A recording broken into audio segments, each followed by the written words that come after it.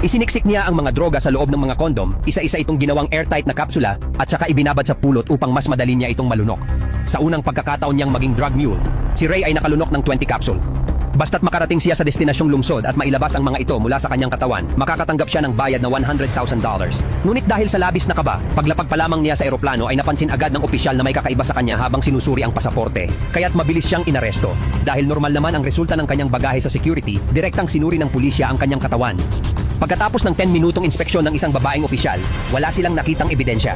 Ngunit bago pa man makaramdam ng ginhawa si Ray, dumating ang dalawang detective mula sa narcotics at dinala siya sa ospital para ipa-x-ray.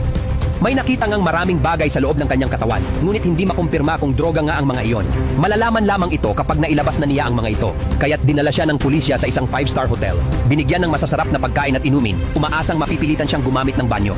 Upang maiwasan na sirain ni Ray ang ebidensya, sinelyuhan nila ang lahat ng bukasan sa silid at naglagay pa ng filter sa inidoro, ayon sa batas. Kung walang makitang ebidensya sa loob ng 7 araw, palalayain siya ng walang kaso. Kaya't kung hindi siya dudumi sa loob ng 7 araw, makakalaya siya ng ligtas.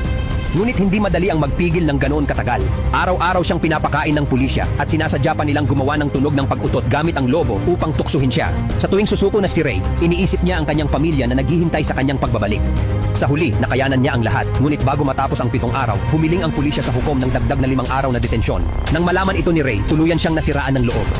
Dahil sa matinding emosyon, hindi na niya napigilan ang sarili at tuluyan siyang dumumi ng humigit kumulang 10 pounds. At nangyari ito sa gabi ng ika-7 araw. Sa kabutihang palad, nakatulog ang pulis na nagbabantay sa kanya sa sandaling iyon.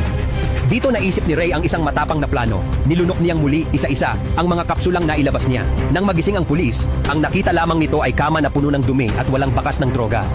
Ngunit hindi nito nalinlang ang matalinong hepe ng narcotics. Nang maamoy niya ang kakaibang amoy mula sa bibig ni Ray, agad niyang naunawaan ang nangyari, kaya't hindi siya nabahala at diretsyong nagdagdag pa ng 3 araw na detensyon.